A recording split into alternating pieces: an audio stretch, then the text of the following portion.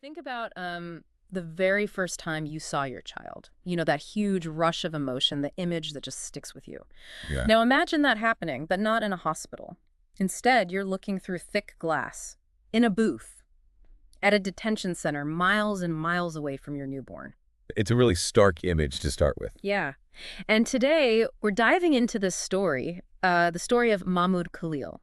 He's described as a political detainee in an ICE facility, and we're looking at these really extraordinary circumstances surrounding the first time he saw a photo of his baby son. Exactly. And this one moment, this really powerful event, it's detailed in an article that's our main source today. But it really opens up something much bigger, doesn't it? It does. It forces us to look at, well, not just the personal hardship for Mahmoud, but the whole environment, the place where this is happening, the policies behind it, and what it says about immigration detention more broadly. So our mission here is to kind of peel back the layers, get beyond just the headline event, and understand the full picture. Understand the context, the implications, yeah. Okay, so let's set the scene. Where did this happen? Right. It's the Central Louisiana ICE Processing Center. CLIPC, they call it sometimes, in Jena, Louisiana. Louisiana. I mean, when you think of ICE detention, maybe you think Texas, Arizona. Exactly. Not necessarily Louisiana. And this article really emphasizes how remote this place is. How remote are we talking? Well, think like a 3-hour drive from Baton Rouge, over 4 hours from New Orleans. It's way out there. Wow, okay. And the article suggests this isolation, this distance, wasn't just, geography. It actively made it harder for Mahmoud to get legal help, to connect with support. It feels like a tactic. A deliberate choice. That's what the reporting indicates, yeah. That the Trump administration specifically chose locations like this for college students they considered seditious, places where access to lawyers, to advocacy groups would be minimal. So creating barriers. Pretty much. And even in the town itself, Jana, which is small, the article notes this kind of surreal thing where this huge facility holding over 1,000 people is almost invisible. Hidden away. Yeah. You've got these, classic small-town slogans, home of the mighty giants, Jana, a nice place to call home. Right. And they're just down the road, tucked behind trees, you find this place. Concertina wire, signs for LaSalle ICE Processing Center, GEO Group. These are the private companies running it. Yes, exactly. They contract with ICE Immigration and Customs Enforcement, the federal agency, to operate these detention centers. That's a very common setup in the U.S. It's such a jarring contrast, small-town Americana, than this high-security site. It really is. And Sue's experience, she's the woman who brought the photos, just getting inside sounds intense. What did she have to go through? Multiple fences, topped with razor wire, buzzers to get through doors, a metal detector giving up her phone, her keys, everything. It really drives home the isolation, not just for the detainees, but for anyone trying to reach them. So who is Sue? How did she get involved? She's a recent retiree, lives about an hour from the facility.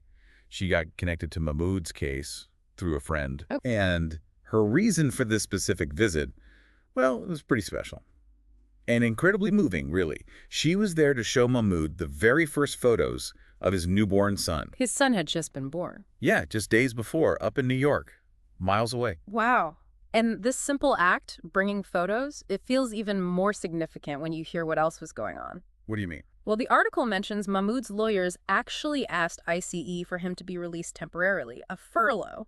Oh, right, for the birth. Yeah, a 2-week furlough. They offered conditions, like a GPS ankle monitor, regular check-ins, things like that. Okay, that sounds reasonable, given the circumstances.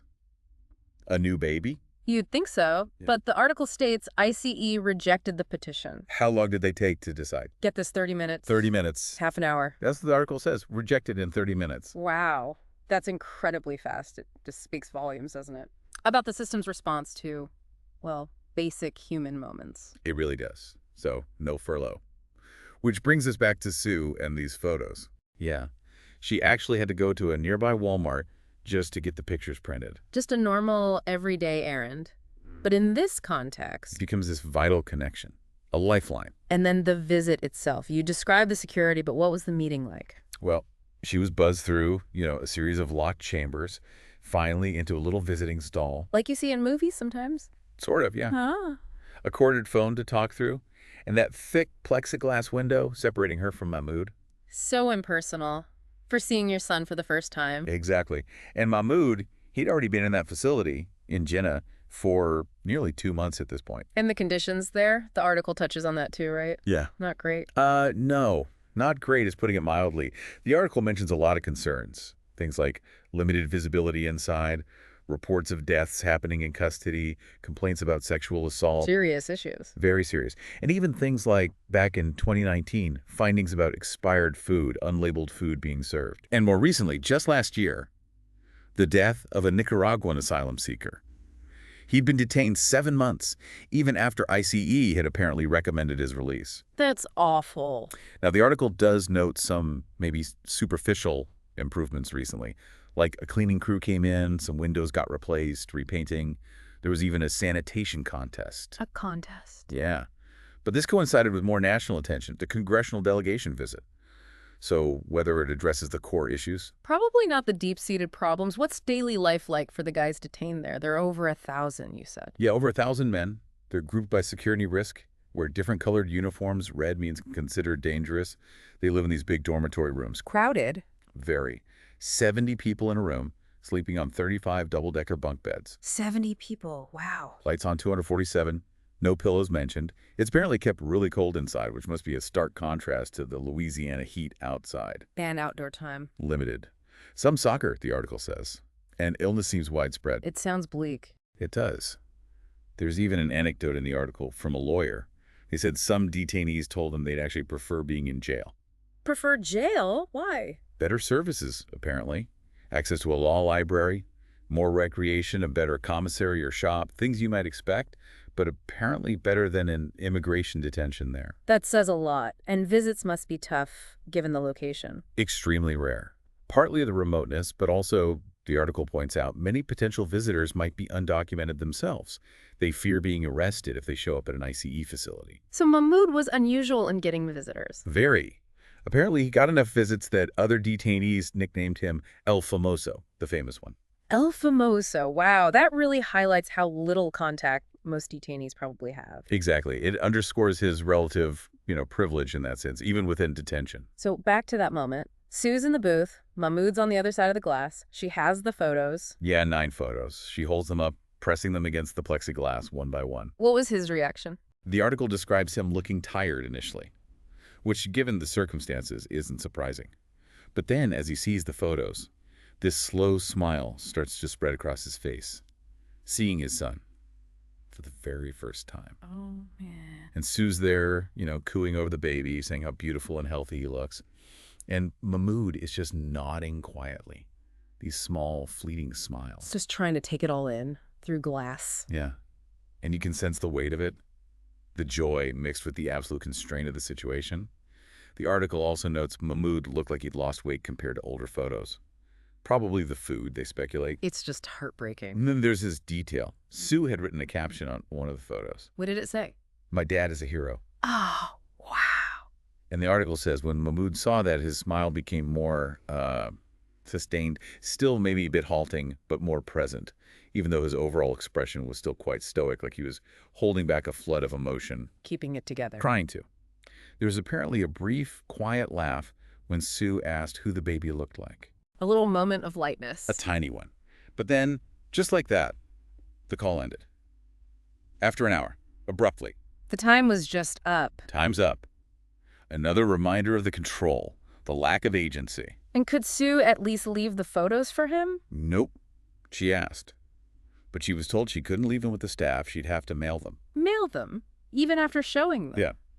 Mail the first pictures of his son to him. That just seems unnecessarily cruel, almost, or just bureaucratic indifference. It really highlights that disconnect, doesn't it? Yeah. Between the rules and the human reality. So this intensely personal story that doesn't exist in a vacuum. Yeah. You mentioned the connection to wider politics earlier. Right. The article explicitly links Mahmoud's detention to the Trump administration's policy of targeting student protesters. Okay.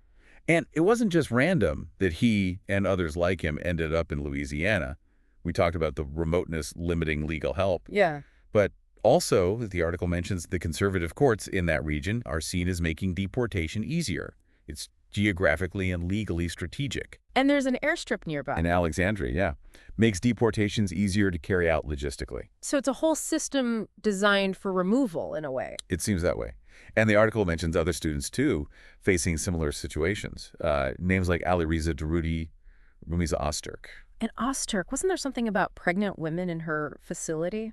Yeah, the article reported she was held in a facility down in Basel, Louisiana, where there were apparently as many as 40 pregnant women also detained. 40 pregnant women in detention. That's quite shocking. It is. And it paints this picture of this whole area, this part of Louisiana, as a kind of detention center alley. Detention Center Alley. Yeah. And the system itself is described as really opaque, hard to see into.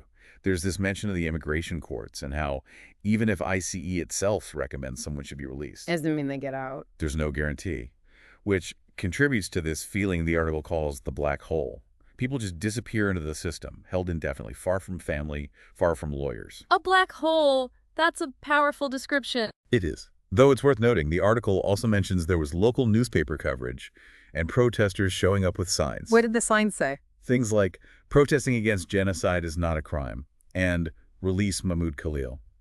So it's not happening in total silence, but the system itself makes visibility difficult. So we circle back to that image.